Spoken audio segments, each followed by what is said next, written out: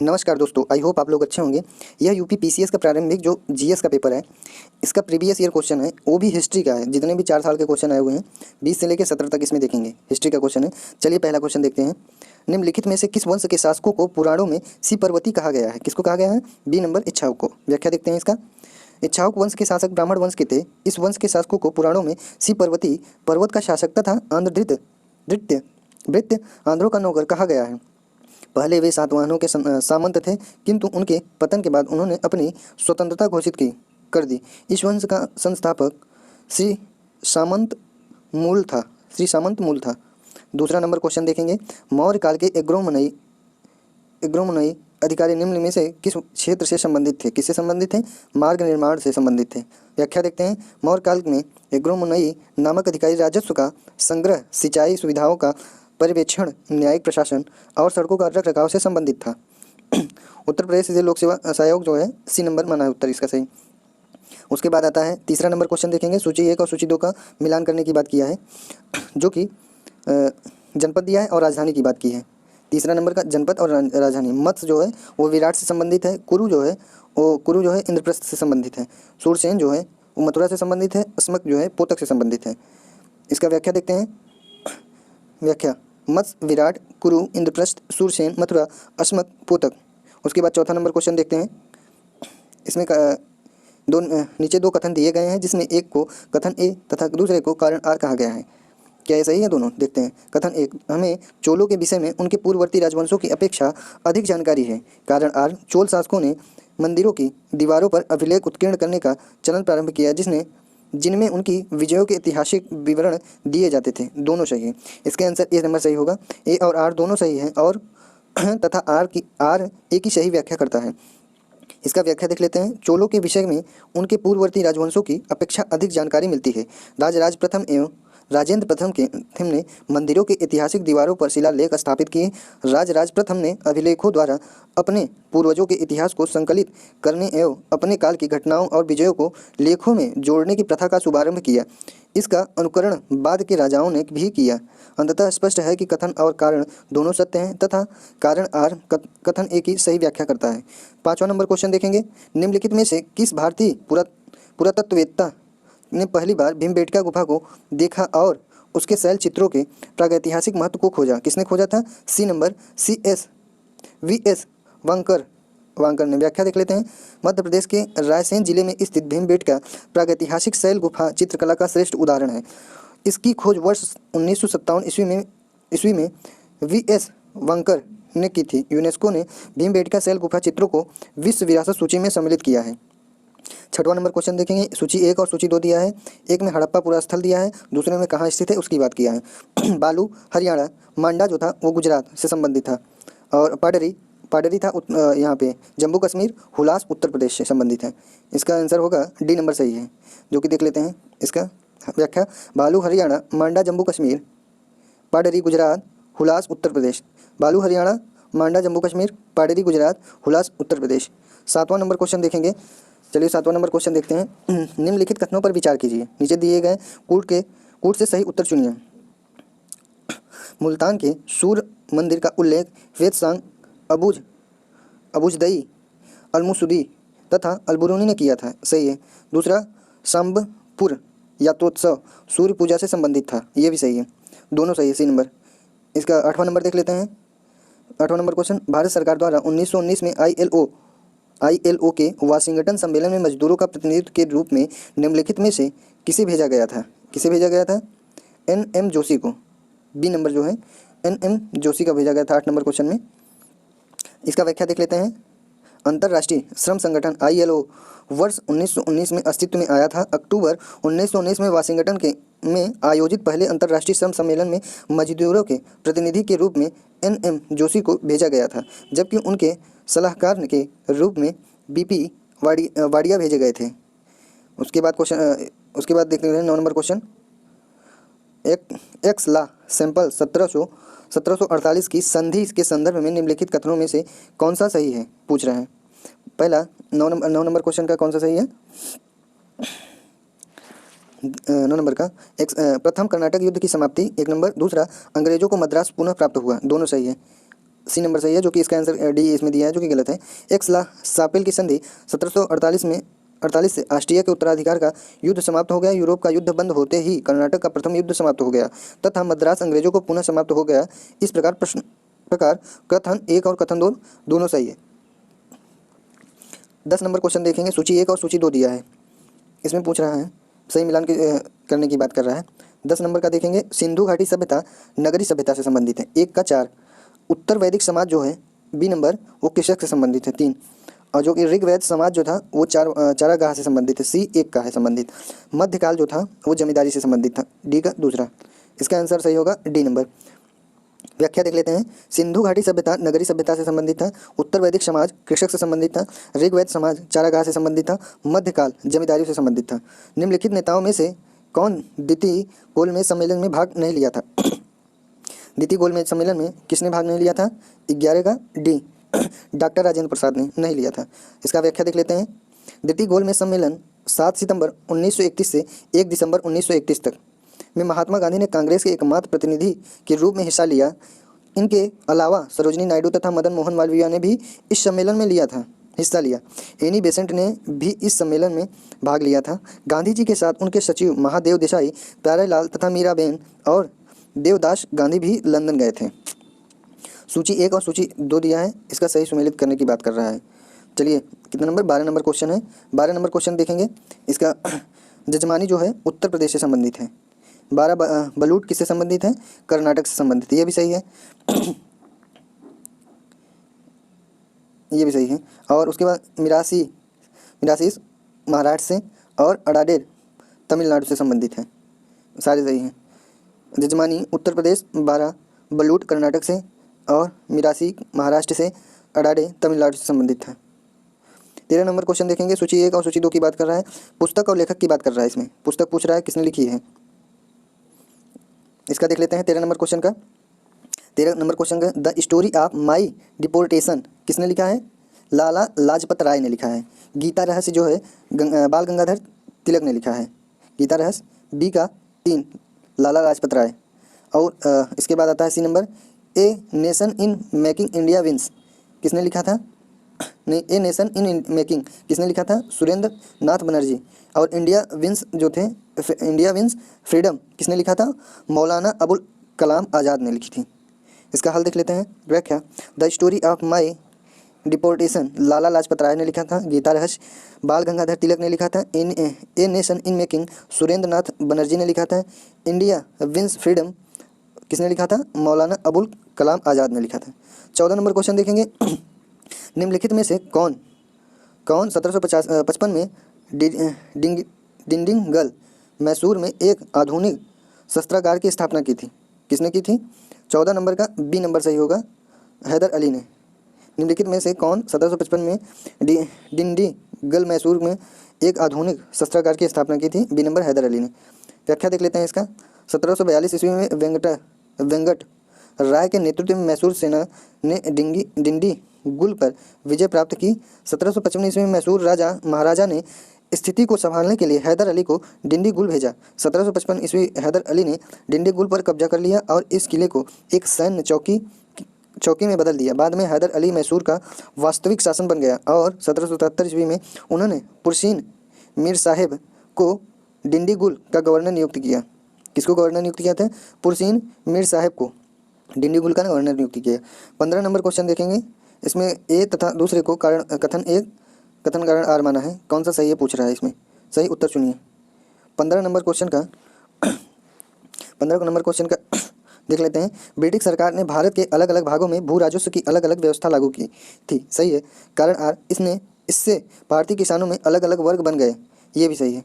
इसका आंसर होगा ए और आर दोनों सही हैं तथा आर ए की सही व्याख्या करता है। व्याख्या देख लेते हैं इसका। ब्रिटिश सरकार ने भारत के अलग अलग भागों में भू राजस्व की अलग अलग व्यवस्था लागू की थी। ये व्यवस्था थी स्थायी बंदोबस्त प्रणाली, रैयत व्यवस्था तथा मालवाड़ी पद्धति।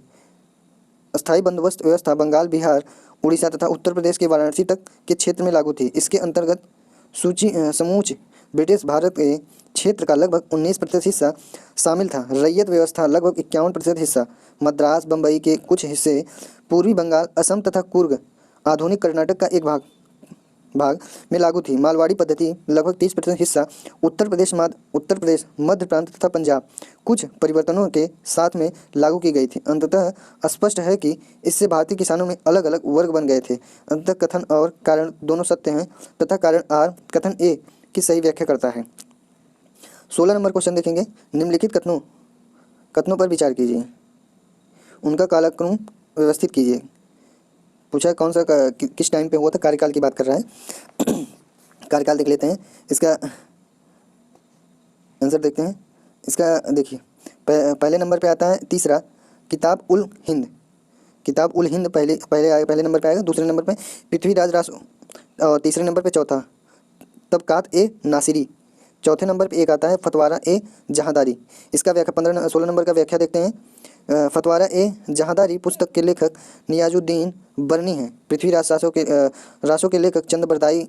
किताब उन हिंद की रचना अलबरूनी ने की तथा तबकात ए नासिरी मिनहाज उस सिराज का ग्रंथ है जो उसने सुल्तान नासिरुद्दीन को समर्पित किया था। अंततः उनका सही कालक्रम है किताब उल हिंद, पृथ्वीराज रासो, तबकात ए नासिरी, फतवा ए जहांदरी। 17 नंबर क्वेश्चन देखेंगे। 17 नंबर क्वेश्चन 1687 ईस्वी में जब औरंगजेब ने गोलकुंडा किले पर अधिकार किया उस समय गोलकुंडा का शासक कौन था? 17 नंबर क्वेश्चन का ए नंबर अबुल हसन कुतुब शाह था। कौन था? अबुल हसन कुतुब शाह था। व्याख्या देख लेते हैं। औरंगजेब ने 1686 ईस्वी में बीजापुर और 1687 ईस्वी में गोलकुंडा पर आधिपत्य स्थापित किया। 1687 ईस्वी में जब औरंगजेब ने गोलकुंडा किले पर अधिकार किया उस समय गोलकुंडा का शासक अबुल हसन कुतुब शाह था। कहा जाता है कि औरंगजेब ने गोलकुंडा के किले को उसी तरह सोने की कुंजियों से खोला था जिस प्रकार अकबर ने असीरगढ़ के किले को खोला था। उसके बाद आता है 18 नंबर क्वेश्चन देखते हैं, सही कौन है पूछ रहा है 18 नंबर क्वेश्चन का। 18 नंबर का देखते हैं। अकबर ने लड़कों और लड़कियों के विवाह की आयु निर्धारित करने का प्रयास किया था। सही है। दूसरा नंबर अकबर ने लड़कियों को अभिभावकों के दबाव से अलग स्वयं की इच्छा से विवाह करने की स्वतंत्रता दी थी। ये भी सही है। इसका हल देख लेते हैं, दोनों सही है। सी नंबर बादशाह अकबर ने लड़कों के लिए कम से कम 16 वर्ष तथा लड़कियों के लिए 14 वर्ष विवाह की आयु निर्धारित की थी। इसने लड़कियों को अभिभावकों के दबाव से अलग स्वयं की इच्छा से विवाह करने की स्वतंत्रता दी थी। अतः दोनों कथन सही है। सूची 1 और सूची 2 की बात किया है। अधिकारी अविहित कर्तव्य की बात किया है। जो अधिकारी थे इनके कर्तव्य क्या थे उस टाइम के पूछ रहा है। चलिए देखते हैं 19 नंबर क्वेश्चन का। 19 नंबर क्वेश्चन का देखते हैं। इसका होगा दीन ए तन का पहले नंबर का जागीर व वेतन को देखना। जागीर व वेतन को देखना। तीसरा नंबर बी नंबर जो है मुस्तारफी किससे संबंधित है? राज्य की आय व्यवस्था की निरीक्षण करना। राज्य की आय व्यवस्था की निरीक्षण करना। चौथा नंबर सी नंबर का मुसाफिर किससे संबंधित है? कार्य को संभालने के लिए 1 नंबर। डी नंबर जो है वकिया नवीश प्रमुख घटनाओं व फरमानों को सूचीबद्ध करना से संबंधित है। प्रमुख घटनाओं व फरमानों को सूचीबद्ध करना डी नंबर से। इसका हल देख लेते हैं। बी नंबर सही होगा। 1 का 3, बी का 4, सी का 1, डी का 2। व्याख्या देखते हैं। दीन ए तन जहांगीर व वेतन को देखता है। मुस्तारफी राज्य की आय व्यवस्था की निरीक्षण करना। मुशरिफ कार्यालय को संभालने के लिए। वकियान 20 प्रमुख घटनाओं व फरमानों को सूचीबद्ध करना। 20 नंबर क्वेश्चन देखेंगे। निम्नलिखित में से कौन सा सही सुमेलित नहीं है पूछ रहा है। कौन सा नहीं है? 20 नंबर क्वेश्चन का देखेंगे। 20 नंबर का डी नंबर सही नहीं है, जो कि शेख निजामुद्दीन औलिया मुल्तान। पहला शेख मुइनुद्दीन चिश्ती अजमेर से थे, ये संबंधित है। सही है। बी नंबर शेख बुरहानुद्दीन गरीब दौलताबाद से संबंधित है। सही है। सी नंबर शेख मोहम्मद हुसैन गुलबर्गा से संबंधित हैं। सही है। डी नंबर शेख निजामुद्दीन औलिया मुल्तान से संबंधित है, ये गलत है। हल देख लेते हैं। शेख निजामुद्दीन औलिया चिश्ती संप्रदाय के सूफी संत थे। उन्होंने महबूब इलाही भी कहा जाता है। उनका जन्म बदायूं में हुआ था। प्रारंभ में वे बाबा फ़कीर के साथ अजोध अजोधन पाकिस्तान में रहे और बाद के दिल्ली चले गए। दिल्ली में स्थित निजामुद्दीन औलिया का मकबरा सूफी काल की एक पवित्र दरगाह है। 21 नंबर क्वेश्चन देखेंगे, निम्नलिखित में से किस मुगल कालीन नहर का निर्माण फिरोज शाह की राजबहाव को पुनर्जीवित करने के लिए किया गया? किसको किया गया था? 21 नंबर क्वेश्चन देखेंगे, 21 नंबर का बी नंबर सही होगा, जो कि सहाब नहर कहा गया से संबंधित है। व्याख्या देख लेते हैं।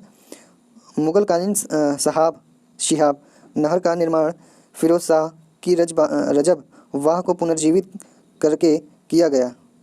मुगल बादशाह अकबर के समय में पहले शिहाबुद्दीन खान और बाद में नूरुद्दीन मोहम्मद तार खान द्वारा नहर की खुदाई और मरम्मत करने की चौड़ा करवाया गया। अकबर के समय दिल्ली के गवर्नर शिहाबुद्दीन ने खेती को विस्तार देने के लिए नहर की विस्तार मरम्मत करवाई और उसका नाम बदलकर सिहाब नहर कर दिया। 22 नंबर क्वेश्चन देखेंगे, निम्नलिखित में से कौन किताब ए नौरश नामक पुस्तक का लेखक था? 22 नंबर क्वेश्चन का ए नंबर सही होगा। ए नंबर इब्राहिम आदिल शाहदृती। व्याख्या देख लेते हैं। बीजापुर सुल्तान के शासक इब्राहिम आदिल शाहदृती ने किताब ए नौसर नामक पुस्तक लिखी थी। यह पुस्तक दक्कनी भाषा में लिखी गई है। उसके बाद 2019 का क्वेश्चन देखेंगे। इसमें अब भारतीय इतिहास एवं राष्ट्रीय आंदोलन के बारे में है, जो कि अब 2019 से क्वेश्चन देखेंगे। पहला नंबर क्वेश्चन देखेंगे। दो कथन दिए गए हैं, जिनमें एक को कथन एक और दूसरे को कारण आर कहा गया है। कथन एक, अकबर ने शेर शाह की तरह राज्य के सिक्कों के प्रचलन को नियमित करने का प्रयास किया। सही है। और कारण आर, शेर शाह की मुद्रा पद्धति के समान अकबर के समय का ताम्र का प्रमुख सिक्का दाम था। ये भी सही है, पर कारण सही नहीं है। इसका आंसर बी नंबर सही होगा। कथन ए और कारण आर दोनों सही है, परंतु कारण आर कथन ए का सही व्याख्या नहीं करती। व्याख्या देख लेते हैं। अकबर ने शेरशाह की तरह राज्य के सिक्कों के प्रचलन को नियमित करने का प्रयास किया। शेरशाह की मुद्रा पद्धति के समान अकबर के समय का ताम्र का प्रमुख सिक्का दाम था। अकबर के समय स्वर्ण मोहरों तथा चांदी का रुपया भी प्रचलन में था। अंततः दोनों कथन सही है, परंतु कारण आर कथन ए की सही व्याख्या नहीं करता। दूसरा क्वेश्चन देख लेते हैं। निम्नलिखित युद्धों को कालाक्रम में व्यवस्थित कीजिए और नीचे दिए गए कोटों में से सही उत्तर चुनिए। इसमें देखते हैं दूसरा नंबर क्वेश्चन का देखते हैं। बी नंबर, इसका ए नंबर सही होगा। ए नंबर का दूसरा पहले नंबर पे आएगा बिलग्राम का युद्ध, दूसरे नंबर पर पहला आएगा सरनाल का युद्ध, तीसरे नंबर पे तीसरा आएगा धर्मत का युद्ध, चौथे नंबर पर चौथा आएगा जजाऊ का युद्ध। व्याख्या देख लेते हैं। युद्धों का कालक्रम इस प्रकार है। बिलग्राम का युद्ध 1540 ईस्वी में शेरशाह सूरी ने हुमायूं को हराया। उसके बाद सरनाल का युद्ध 1572 ईस्वी में अकबर के गुजरात अभियान के दौरान हुआ था। तीसरा धर्मत का युद्ध 1658 ईस्वी में औरंगजेब की सेना ने दारा शिकोह की सेना को पराजित किया। चौथे नंबर पे जजाऊ का युद्ध 1707 ईस्वी में औरंगजेब की मृत्यु के बाद उत्तराधिकार हेतु बहादुर शाह प्रथम तथा मोहम्मद आजम शाह के बीच हुआ। उसके बाद आता है तीसरा नंबर क्वेश्चन देखते हैं। तीसरा नंबर क्वेश्चन का देखते हैं क्या सही होगा। हठ योग के संदर्भ में निम्नलिखित कथनों में से कौन सा कथन सही है? हठ योग से संबंधित पूछा है। हठ योग से देखते हैं। हठ योग नागपंथियों द्वारा अपनाया जाता था, जो कि गलत है। दूसरा, हठ योग क्रिया को सूफी संतों ने भी अपनाया था, ये भी गलत है। व्याख्या देख लेते हैं। दोनों गलत है, दोनों सही है। सी नंबर दोनों सही है। तीसरे का दोनों सही है। हठ योग नागपंथियों द्वारा अपनाया जाता था। दूसरा, हठ योग क्रिया को सूफी संतों ने भी अपनाया था, दोनों सही है। सी नंबर सही है। व्याख्या देख लेते हैं। सत्येंद्रनाथ तथा उनके शिष्य गोरखनाथ ने नाथ संप्रदाय में हठ योग की परंपरा की शुरुआत की थी। किसने परंपरा की शुरुआत की थी? सत्येंद्रनाथ तथा उनके शिष्य गोरखनाथ ने संप्रदाय को हठ योग की परंपरा की शुरुआत की थी। हठ योग नागपंथियों द्वारा अपनाया जाता था। हठ योग क्रिया को सूफी संतों ने भी अपनाया था। अंततः एक और दो दोनों सही है। चौथा नंबर क्वेश्चन देखेंगे। चौथा नंबर क्वेश्चन, निम्नलिखित में से कौन सी एक विशिष्टता एकता व्यवस्था की नहीं है? क्वेश्चन देखेंगे फिर से। निम्नलिखित में से कौन सी एक विशिष्टता एकता व्यवस्था की नहीं है? कौन सी नहीं है? चौथे नंबर का सी, जो कि एकता से एकत्रित राजस्व सीधा सुल्तान के खाते में जाती थी, यह नहीं है। व्याख्या देख लेते हैं। भारत में इल्तुतमिश द्वारा एकता प्रणाली का प्रचलन किया गया। किसके काल में? इल्तुतमिश द्वारा। एकता से एकत्रित राजस्व सीधा सुल्तान के खाते में नहीं जाता था, बल्कि सुल्तान इससे अपने सैन्य और प्रशासनिक व्यय पूरे करता था। सियासतनामा एकता व्यवस्था की जानकारी का स्रोत था। एकता से एकत्रित राजस्व से मुक्ति को सैनिक रखने पड़ते थे, अतः सी सही है। 5वां नंबर क्वेश्चन देखेंगे, निम्नलिखित में से कौन सा सुमेलित नहीं है पूछ रहा है। पुस्तक दिया है और लेखक की बात कर रहा है, कौन सा सुमेलित नहीं है पूछ रहा है। 5वां नंबर क्वेश्चन का देखेंगे, 5वें नंबर का इसमें इसका सी नंबर सुमेलित नहीं है। तुगलकनामा इब्न बतूता सुमेलित नहीं है, बाकी सब सुमेलित हैं। इसका व्याख्या देख लेते हैं। तुगलकनामा का लेखक इब्न बतूता नहीं बल्कि अमीर खुसरो का था। प्रश्न में दिए गए अन्य युग्म सही सुमेलित हैं। तबकात ए नासिरी सिराज जसजानी मिनहाज उस से संबंधित है। मिनहाज उस सिराज जसजानी। उसके बाद तारीख ए फिरोज शाही शम्स ए सिराज ए अफीक से संबंधित लिखी थी। हुमायूं नामा गुलबदन बेगम। 6वां नंबर क्वेश्चन देखेंगे। 6वां number question, native marriage act किस वर्ष पारित किया गया था। नेटिव मैरिज एक्ट 6वें नंबर क्वेश्चन का बी नंबर 1872 में। हल व्याख्या देखते हैं। नेटिव मैरिज एक्ट 1872 में पारित किया गया था। इसके अंतर्गत लड़कियों के विवाह की न्यूनतम आयु 14 वर्ष तथा लड़कों के लिए 18 वर्ष निर्धारित की गई। इसके द्वारा बहुपत्नी प्रथा को प्रतिबंधित किया गया तथा अंतर जाति विवाह को मान्यता दी गई। 7वां नंबर क्वेश्चन दिया है, सूची 1 और सूची 2 की बात की है। आंदोलन दिया है और वर्ष की बात की है, कौन से सही सुमेलित की बात कर रहा है। 7वां नंबर क्वेश्चन, 7वें नंबर का बी नंबर सही होगा। बी नंबर पे क्या दिया है, 1 का दूसरा पाबना जो है 1873 से 85 तक चला था। और दूसरे बी नंबर पे तीसरा, बी का तीसरा एका का 1922 में। और सी नंबर का पहला, सी का एक संताल आंदोलन 1855 और 56 तक चला था। और डी नंबर का चौथा ताना भगत 1914 में। व्याख्या देख लेते हैं इसका। संथाल विद्रोह 1855 में बंगाल के मुर्शिदाबाद तथा बिहार के भागलपुर जिले में स्थानीय जमींदार महाजन और अंग्रेज कर्मचारियों के न्याय तथा अत्याचार के शिकार संथाल जनता ने एकबद्ध होकर उनके विरुद्ध विद्रोह का बिगुल फूंक दिया तथा इससे संथाल विद्रोह का संथाल हुल कहते हैं। विद्रोह या संथाल हुल कहते हैं।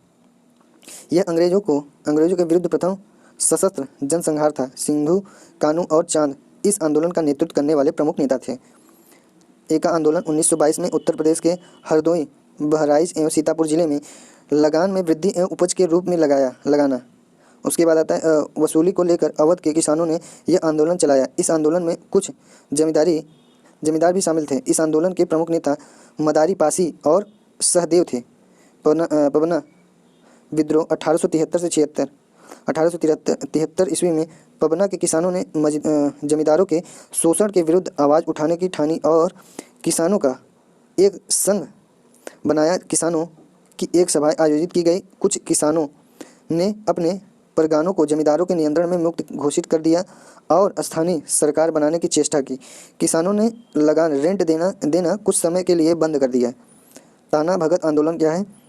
ताना भगत आंदोलन की शुरुआत वर्ष 1914 ईस्वी में बिहार में हुई थी। यह आंदोलन लगान की ऊंची दर तथा चौकीदारी करके विरुद्ध किया गया था। इस आंदोलन के प्रवर्तक जतरा भगत थे, जिससे कभी बिरसा मुंडा तो कभी केसर बाबा के समतुल्य होने की बात कही गई है। 8वां नंबर क्वेश्चन है, कौन सुमेलित नहीं है। घटना दिया है और वर्ष की बात किया है।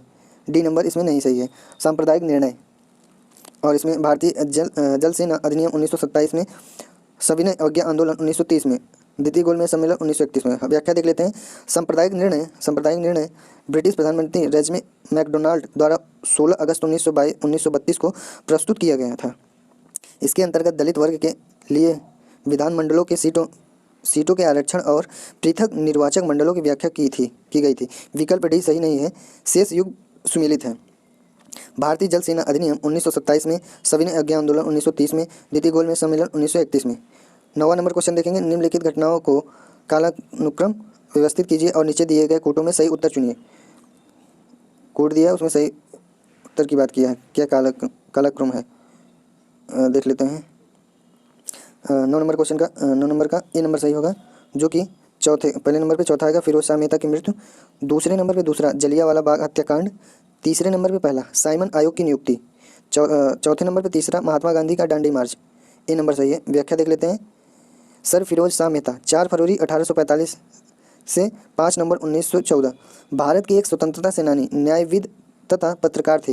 वे बॉम्बे प्रेसिडेंसी एसोसिएशन में सक्रिय होने के साथ साथ उसके अध्यक्ष भी रहे। वे मुंबई विश्वविद्यालय से जुड़े रहे और एक दैनिक समाचार दी बॉम्बे क्रॉनिकल की स्थापना की। 5 नवंबर 1914 को उनकी मृत्यु हो गई।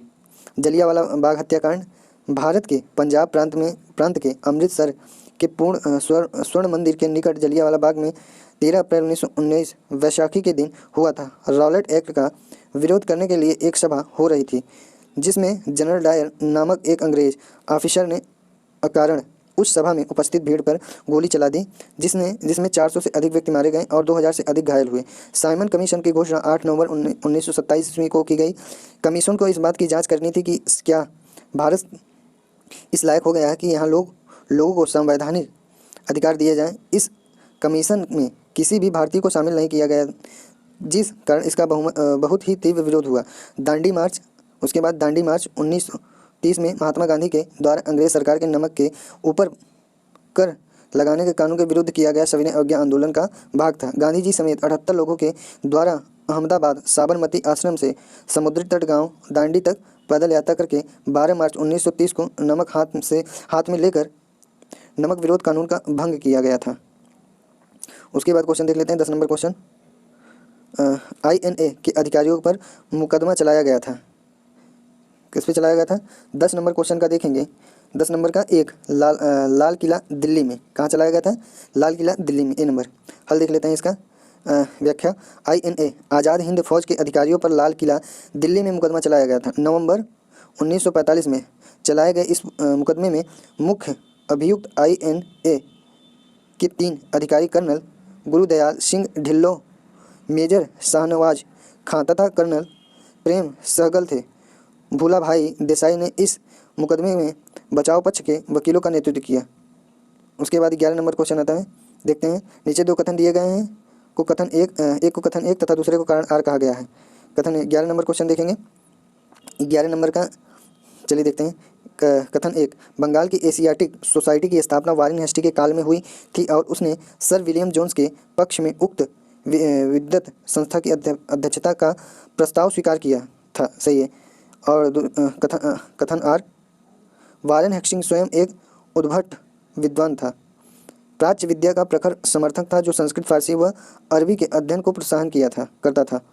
ये भी सही है, जो कि कारण इसका आंसर होगा 11 नंबर का बी नंबर। इसका बी नंबर क्वेश्चन सही है। ए और आर दोनों सही है, किंतु आर कथन ए की सही व्याख्या नहीं करता। व्याख्या देख लेते हैं।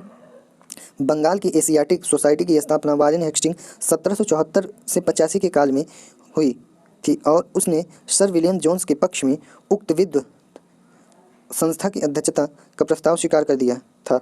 वारेन हेस्टी स्वयं एक उद्भट विद्वान तथा प्राच्य विद्या का प्रखर समर्थन था, जो संस्कृत, फारसी व अरबी के अध्ययन को प्रोत्साहित करता था। वारेन हेस्टी के प्रश्चय तथा समर्थन के तहत ही प्राच्य विद्या के अध्ययन में जोनाथन डंकन, चार्ल्स विल्कन्स आदि ने अपना योगदान दिया था। 12 नंबर क्वेश्चन देखेंगे। राष्ट्रीय पंचांग के संदर्भ में कौन से कथन सही है? राष्ट्रीय पंचांग के बारे में पूछा है, कौन सा सही है, कथन सही है? देख लेते हैं। भारतीय राष्ट्रीय पंचांग विक्रम संवत का आधारित है, जो कि गलत है। राष्ट्रीय पंचांग को जनवरी 26, 1950 से अपनाया गया था। ये भी सही नहीं दिख रहा है। इसका आंसर डी नंबर, न तो 1 और न ही 2 सही है। भारतीय राष्ट्रीय पंचांग या भारत का राष्ट्रीय कैलेंडर भारत में उपयोग में आने वाला सरकारी सिविल कैलेंडर है। यह शक संवत पर आधारित है और ग्रेगोरियन कैलेंडर के साथ 22 मार्च 1957 से अपनाया गया। भारत में यह भारत का राजपत्र, आकाशवाणी द्वारा प्रसारित समाचार और भारत सरकार द्वारा जारी विज्ञप्तियों में ग्रेगोरियन कैलेंडर के साथ प्रयोग किया जाता है। चैत्र भारतीय राष्ट्रीय पंचांग का प्रथम माह होता है। राष्ट्रीय कैलेंडर की तिथियां ग्रेगोरियन कैलेंडर की तिथियों से अस्थायी रूप से मिलती जुलती हैं। चंद्रमा की कला घटने व बढ़ने के अनुसार माह के दिनों की व्याख्या निर्धारित होती है। 13 नंबर क्वेश्चन देखेंगे। किस वर्ष में अकाउंटिंग को ऑडिटिंग लेखा परीक्षण के अलग किया गया तथा नियंत्रक एवं महालेखक परीक्षक का कार्य केवल सरकारी लेखा एक सीमित रहा? 13 नंबर क्वेश्चन का 13 नंबर का सी नंबर होगा सी नंबर 1976 में। हल देख लेते हैं इसका व्याख्या। 1976 में अकाउंटिंग को ऑडिटिंग लेखा परीक्षण से अलग किया गया था तथा नियंत्रण एवं महालेखा परीक्षण का कार्य केवल सरकारी लेखा तक सीमित रहा गया। यह प्रावधान CAG कर्तव्य शक्तियों और सेवा शर्तें अधिनियम 1971 से 71 में संशोधित करके किया गया था। वर्ष 1976 के केंद्र में लेखांकन अकाउंटिंग का कार्य विभिन्न केंद्र के विभागों द्वारा स्वयं भारतीय नागरिक सेवा लेखा सेवा की सहायता से किया जाता है। 14 नंबर क्वेश्चन देखेंगे। भारत में नियोजित विकास का विरोध किसने किया था? भारत में नियोजित विकास का विरोध किसने किया था? 14 नंबर क्वेश्चन का ए नंबर सही होगा, महात्मा गांधी। व्याख्या देखते हैं। भारत में नियोजित विकास का विरोध महात्मा गांधी द्वारा किया गया। इसका मुख्य कारण यह था कि गांधी जी नियोजित विकास में प्रयुक्त भारी औद्योगिकरण के विरुद्ध थे। आयोजन अथवा नियोजन से अभिप्राय राज्य के अभिकरणों के द्वारा देश की आर्थिक संपदा और सेवाओं के एक निश्चित समय हेतु आवश्यकताओं का पूर्वानुमान लगाना है। वर्तमान स्थिति में कल्याणकारी राज्य वेलफेयर स्टेट की अवधारणा में नियोजन के द्वारा समाज को विकसित करने का लक्ष्य रखा जाता है। आर्थिक नियोजन के उद्देश्य में आर्थिक विकास को बढ़ावा देना, गरीबी एवं बेरोजगारी की समस्या का निवारण करना, सामाजिक न्याय एवं आत्मनिर्भरता प्राप्त करना, निवेश एवं पूंजी निर्माण में वृद्धि करना, मानव संसाधन का विकास करना एवं समावेशी विकास निहित है। 15 नंबर क्वेश्चन देखेंगे। भारत में पट्टेदारी सुधार के उपयोग के संदर्भ में कौन सा कथन सही है? सही कोड का उत्तर चुनिए। कौन सा सही है पूछा 15 नंबर क्वेश्चन का? डी नंबर, जो कि तीनों सही दिख रहे हैं। लगान का विनियमन, दूसरा अवधि की सुरक्षा, तीसरा पट्टेदारी पर स्वामित्व की घोषणा, तीनों सही है। भारत के पट्टेदारी सुधार के उपयोग के संदर्भ में तीनों सही है। व्याख्या देख लेते हैं। भारत में पट्टेदारी सुधार के उपयोग के अंतर्गत सरकार ने पूर्व से चली आ रही जमींदारी, रैयतवाड़ी, मालवाड़ी इत्यादि व्यवस्थाओं को समाप्त कर दिया है। इसके अंतर्गत सरकार के निम्नलिखित कार्य किए गए। बिचौलियों की समाप्ति करना, उसके बाद काश्तकारों को प्रत्यक्ष भू स्वामित्व प्रदान करना तथा लगान का नियमन, जोतों की चकबंदी, अवधि की सुधार आदि। इसके अतिरिक्त यत्र तत्र बिखरे खेतों को एक साथ व्यवस्थित कर सिंचाई के संसाधनों सहित अन्य प्रकार की सुविधाओं की विकास द्वारा भूमि की उत्पादकता बढ़ाई गई। 15 नंबर का डी नंबर सही है। 16 नंबर क्वेश्चन देखेंगे। निम्नलिखित में से कौन सा सही सुमेलित नहीं है पूछ रहा है। 16 नंबर का देख लेंगे कौन सा सुमेलित नहीं है, जो कि डी नंबर इसमें सुमेलित नहीं दिख रहा है, बाकी सब सुमेलित दिख रहे हैं। पहला देख लेते हैं ताम्र की मुद्रा, जो कि सही है। देसाई राजस्व अधिकारी से संबंधित है।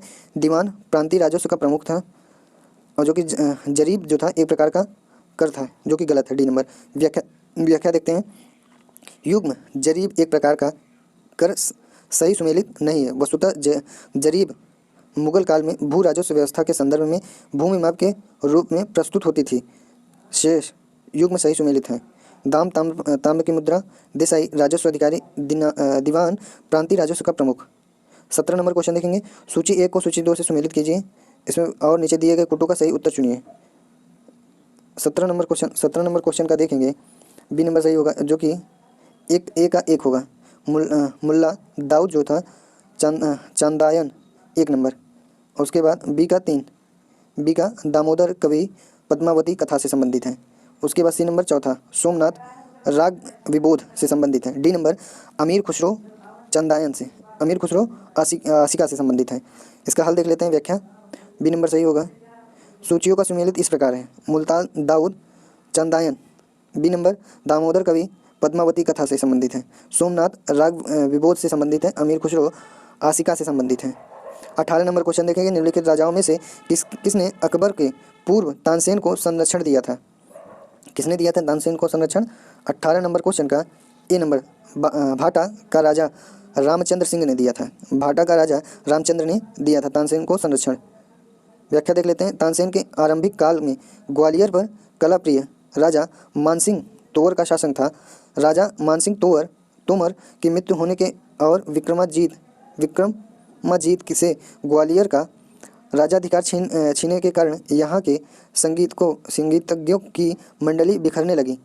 तब तानसेन के वृंदावन चले गए और वहाँ उन्होंने स्वामी हरिदास जी से संगीत की उच्च शिक्षा प्राप्त की। संगीत शिक्षा में परंपरागत होने के उपरांत तानसेन शेरशाह सूरी के पुत्र दौलत खान के आश्रम में रहे और फिर बाधवगढ़ रीवा के राजा रामचंद्र के दरबारी गायक नियुक्त हुए। मुगल सम्राट अकबर ने उनके गायन की प्रशंसा सुनकर उन्हें अपने दरबार में बुला लिया और अपने नवरत्नों में स्थापित किया। उत्तर प्रदेश लोक सेवा आयोग ने इस प्रश्न का उत्तर भी माना है, परंतु ऐतिहासिक जानकारी के अनुसार इसका उत्तर ए सही होगा। ए नंबर क्या है? भाटा का राजा रामचंद्र सिंह ने। 19 नंबर क्वेश्चन देखेंगे। सूची 1 और सूची 2 दिया है, मिलान करने की बजाय राजवंश दिया है और राजधानी की बात किया है। 19 नंबर क्वेश्चन का कौन सा सही होगा? 19 नंबर का चल देते हैं। एक का दूसरा होगा पल्लव, कांची होगा, और उसके बाद बी का तीसरा होगा पांड्य मदुरा। उसके बाद आएगा सी नंबर का चौथा यादव देवगिरी। उसके बाद आएगा डी नंबर का पहला काकतीय वारंगल से संबंधित राजधानी है। हल देख लेते हैं। कांची भारत के तमिलनाडु राज्य के अवस्थित है। यह प्राचीन चोल और पल्लव राजाओं की राजधानी थी। मदुरै या मदुरई दक्षिण भारत के तमिलनाडु राज्य में अवस्थित है। शिलालेखों तथा पत्रों से विविध होता है कि 11वीं सदी तक यहाँ बीच में कुछ समय को छोड़कर पांड्य राजवंश का शासक था। देवगिरी के यादव भारत का एक राजवंश था जिसने अपने चरमोत्कर्ष काल में तुंगभद्रा से लेकर नर्मदा तक के भूभाग का शासन किया। उनकी राजधानी देवगिरी थी, जो वर्तमान में दौलताबाद के नाम से जानी जाती है। वारंगल उत्तरी तेलंगाना का प्रमुख नगर है। वारंगल 12वीं सदी में उत्कर्ष पर रहे आंध्र प्रदेश के काकतीय की प्राचीन राजधानी थी। 20 नंबर क्वेश्चन देखेंगे। निम्नलिखित स्मारकों को कालक्रम में व्यवस्थित कीजिए और नीचे दिए गए हुए कोडों में से सही उत्तर चुनिए। 20 नंबर क्वेश्चन देखेंगे। 20 नंबर का बी व्याख्या सही है, बी नंबर सही होगा। चौथे नंबर पर पहला आएगा अटाला मस्जिद जौनपुर। दूसरे नंबर पर दूसरा आएगा शेरशाह सूरी का मकबरा सासाराम। तीसरे नंबर पे तीसरा आएगा हुमायूं का मकबरा दिल्ली। चौथे नंबर पे पहला आएगा राबिया दौरानी का मकबरा औरंगाबाद में। व्याख्या देख लेते हैं। स्मारकों का कालक्रम इस प्रकार है। अटाला मस्जिद जौनपुर 1408 ईस्वी में इब्राहिम शाह सरकी द्वारा निर्मित। दूसरा शेरशाह सूरी का मकबरा सासाराम 1540 से 45 ईस्वी में शेरशाह सूरी द्वारा निर्मित। उसके बाद आता है हुमायूं का मकबरा दिल्ली में 1565 ईस्वी में अलवर की सौतेली माँ हाजी बेगम द्वारा निर्मित की गई थी। उसके बाद आता है राबिया दौरानी का मकबरा औरंगाबाद में है। 1678 ईस्वी में औरंगजेब ने निर्मित करवाया था। 21 नंबर क्वेश्चन देखेंगे। मनसबदारी व्यवस्था के संदर्भ में कौन सा कथन सही है? मनसबदारी के संदर्भ में 21 नंबर क्वेश्चन का देखेंगे। 21 नंबर का एक, जो कि एक सही है बस। मनसबदारी व्यवस्था राज्य के कुलीन वर्ग से संबंधित थी, जिसे अकबर ने प्रारंभ किया था। सही है। दूसरा मनसबदारी का पद पैतृत्व था, ये गलत है। व्याख्या देख लेते हैं। अकबर ने जहां जागीरदारी प्रथा के स्थान पर मनसबदारी प्रथा के आधार पर सेना को संगठित किया। मनसबदारी सेना को संगठित करने की ऐसी व्यवस्था थी जिसमें प्रत्येक मनसबदार अपनी श्रेणी और पद मनसब के अनुसार घुड़सवार सैनिक रखता था। इस व्यवस्था में मनसबदार सम्राट के प्रति माह नगद वेतन प्राप्त करता था। मनसबदारी व्यवस्था राज्य के कुलीन वर्ग से संबंधित थी। अकबर ने अपने प्रत्येक सैनिक और असैनिक अधिकारी को कोई न कोई मनसब पद अवश्य दिया। इन पदों को उसने जात या सवार नामक दो भागों में विभाजित किया। जात का अर्थ है व्यक्तिगत पद या ओहदा, और सवार का अर्थ घुड़सवारों की उस निश्चित व्याख्या से है जिसे किसी मनसबदारों को अपने अधिकार में रखने का अधिकार होता था। मनसबदारों की नियुक्ति सम्राट स्वयं करता था और उसकी मर्जी के होने तक ही वे पद पर बने रह सकते थे। मनसबदारी पद का पैतृत्व नहीं था। बस 22 नंबर क्वेश्चन देखेंगे। सूची 1 और सूची 2 दिया है। सही सुमेल करना है। इसका सही सुमेल क्या होगा देखते हैं। इसका सी नंबर सही होगा। सी नंबर पे क्या है? सी नंबर देखते हैं। 1 का 4 होगा इलाहाबाद की संधि 1765 में। उसके बाद बी नंबर पे आएगा मंगौर की संधि, जो कि दूसरे नंबर पे 1784 में। उसके बाद आएगा सी नंबर सालाबाई की संधि, जो कि 1 नंबर 1782 में। उसके बाद मद्रास का संधि आएगी, जो कि मद्रास की संधि 1769 में। व्याख्या देख लेते हैं इसका। इलाहाबाद की प्रथम संधि 12 अगस्त 1765 को हुई। इसमें मुगल सम्राट ने ईस्ट इंडिया कंपनी को बंगाल, बिहार और उड़ीसा के दीवानी अधिकार प्राप्त किए। अब कंपनी इन इलाकों की वास्तविक स्वामी बन गई। मुगल बादशाह को अवध के कड़ा और इलाहाबाद जिले प्रदान कर दिए गए। वह कंपनी के द्वारा 26 लाख रुपए वार्षिक पेंशन उसे दी गई। मंगलौर की संधि मार्च 1784 ईस्वी में अंग्रेजों और टीपू सुल्तान के मध्य हुई थी। इसके तहत टीपू ने मैसूर राज्य में अंग्रेजों के व्यापारिक अधिकार को माना था। अंग्रेजों ने टीपू को आश्वासन दिया कि वे मैसूर के साथ मित्रता बनाए रखने तथा किसी भी संकटकालीन स्थिति में उसकी सहायता करेंगे। सालाबाई की संधि मई 1782 ईस्वी में ईस्ट इंडिया कंपनी और महादजी शिंदे के बीच हुई थी। इसके फलस्वरूप 1775 ईस्वी में से चला आ रहा था प्रथम मराठा युद्ध समाप्त हो गया। उसके बाद 23 नंबर क्वेश्चन देखेंगे। निम्नलिखित घटनाओं को कालानुक्रम में व्यवस्थित कीजिए और नीचे दिए गए कूटों में से सही उत्तर चुनिए। 23 नंबर का सी नंबर सही है। सी नंबर देखते हैं चौथे नंबर पे। पहला जो है चौथे नंबर पे सविनय अवज्ञा आंदोलन। उसके बाद दूसरे नंबर पे दूसरा आता है गांधी इरविन समझौता। तीसरे नंबर पे पहला आता है पूना पैक्ट और चौथे नंबर पे क्रिप्स प्रस्ताव आता है। हल देख लेते हैं इसका। सविनय अवज्ञा आंदोलन 1930 ईस्वी में ब्रिटिश साम्राज्य के विरुद्ध भारतीय राष्ट्रीय कांग्रेस द्वारा चलाए गए जन आंदोलन में से एक था। महात्मा गांधी ने अपने कुछ चुने हुए अनुयायियों के साथ साबरमती आश्रम से समुद्र तट पर स्थित दांडी नामक स्थान पर कूच किया और वहां पर लागू नमक कानून को तोड़ा। 5 मार्च सन 1931 को लंदन द्वितीय गोलमेज सम्मेलन के पूर्व महात्मा गांधी और तत्कालीन वायसराय लॉर्ड इरविन के बीच एक राजनीतिक समझौता हुआ जिसे गांधी इरविन समझौता कहा गया, गांधी इरविन पैक्ट कहा गया। इस समझौते में हिंसा के आरोपियों को छोड़कर बाकी सभी राजनीतिक बंदियों को रिहा किया गया। भारतीयों को समुद्र किनारे नमक बनाने का अधिकार दिया गया तथा सविनय अवज्ञा आंदोलन गति स्थगित कर दिया गया। पूना पैक्ट अथवा पूना समझौता महात्मा गांधी और डॉक्टर बाबा साहब भीमराव अम्बेडकर के बीच पुणे की यरवदा सेंट्रल जेल में 24 सितंबर 1932 को हुआ था। इस समझौते में दलित वर्ग के लिए पृथक निर्वाचन मंडल की त्याग दिया गया, लेकिन दलित वर्ग के लिए आरक्षित सीटों की संख्या प्रांतीय विधानमंडलों से 71 से बढ़कर 147 और केंद्रीय विधानमंडल की विधायिका में कुल सीटों की 18% तक कर दिया गया। क्रिप्स मिशन 1942 ईस्वी के मार्च के उत्तरार्ध में सर स्टेफर्ड क्रिप्स ने, जो कि लेबर पार्टी से संबंधित थे, की अध्यक्षता में भारत आया था। इस मिशन का मुख्य उद्देश्य भारतीय नेताओं, मुख्यतः कांग्रेस व मुस्लिम लीग के नेताओं के सहयोग से युद्ध काल में भारतीयों का सहयोग प्राप्त करना था।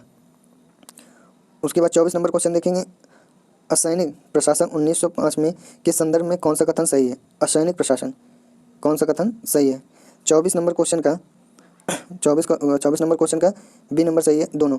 लॉर्ड कर्जन ने प्रांतीय सीमाओं को पुनर्गठित करने का निर्णय लिया, सही है। दूसरा, पूर्वी बंगाल और आसाम नामक एक नया प्रांत बनाया गया, ये भी सही है।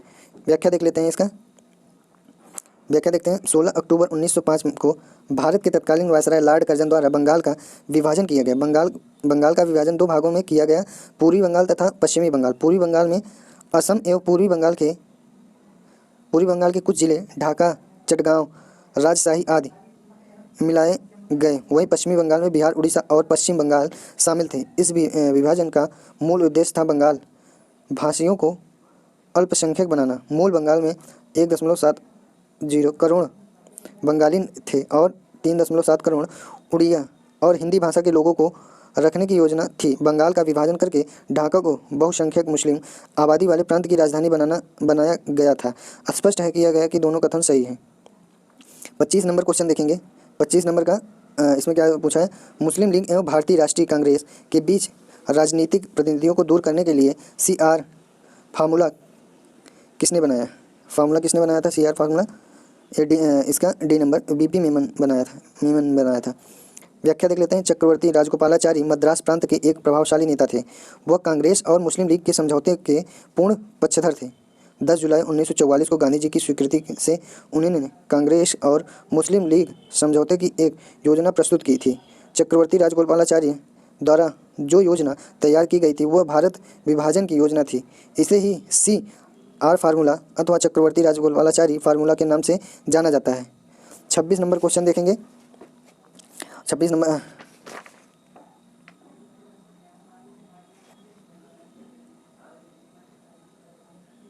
बी नंबर को राजगोपालाचारी ने की थी। उसके बाद 26 नंबर क्वेश्चन देखेंगे। The right and growth of economic nationalism in India के लेखक थे, कौन था? बिपिन चंद्र। व्याख्या देख लेते हैं। The right and growth of economic nationalism in India के लेखक बिपिन चंद्र थे। बिपिन चंद्र ने पुस्तक के में तत्कालीन समय में आर्थिक राष्ट्रवाद के उद्भव एवं विकास का विस्तृत रूप से अपने विचार व्यक्त किए। 27 नंबर क्वेश्चन देखेंगे। किसने कहा भारत एक अर्ध संघात्मक राज्य है? किसने कहा था 27 नंबर का? किसने कहा था अर्ध संघात्मक राज्य है? किसने कहा था? डी नंबर केसी वियर ने कहा था। हल देख लेते हैं। केसी वियर ने कहा था कि भारत एक अर्ध संघात्मक राज्य है। भारत क्षेत्र और जनसंख्या की दृष्टि से अत्यधिक विविधताओं से परिपूर्ण है। ऐसी स्थिति में भारत के लिए संघात्मक शासन व्यवस्था को ही अपनाना स्वाभाविक था। संविधान के प्रथम अनुच्छेद में कहा गया है कि भारत राज्यों का एक संघ होगा, लेकिन संविधान निर्माता संघीय शासन को अपनाते हुए भी भारतीय संघ व्यवस्था की दुर्बलताओं को दूर रखने के लिए उत्सुक थे और इस कारण भारत के संघीय शासन में एकात्मक शासन के कुछ लक्षणों को अपना लिया गया है। वास्तव में भारतीय संविधान में संघीय शासन के लक्षण प्रमुख रूप से और एकात्मक शासन के लक्षण गौड़ से विद्यमान हैं। अंततः स्पष्ट है कि भारत एक अर्ध संघात्मक राज्य है। 28 नंबर क्वेश्चन देखेंगे। निम्नलिखित घटनाओं का कालक्रम में व्यवस्थित कीजिए और नीचे दिए गए गुट का सही उत्तर चुनिए। 28 नंबर का देखते हैं सही क्रम क्या है। 28 नंबर का पहले नंबर पर पहला आएगा महाराजा हरि सिंह ने विलय पत्र पर हस्ताक्षर किए। दूसरे नंबर पर दूसरा आएगा भारत का संविधान लागू हुआ। तीसरे नंबर पर तीसरा आएगा जम्मू कश्मीर की प्रभु सत्ता संपन्न संविधान सभा ने भारत के विलय को अनुमोदित किया। चौथे नंबर पर चौथा आएगा जम्मू कश्मीर राज्य का नया संविधान लागू हुआ। सी नंबर सही है। 1 2 3 4 महाराजा हरि सिंह ने विलय पत्र पर हस्ताक्षर किए 26 अक्टूबर 1947। उसके बाद भारत संविधान लागू हुआ 26 नवंबर 1949 में। पूरा संविधान 26 जनवरी 1950 को लागू हुआ।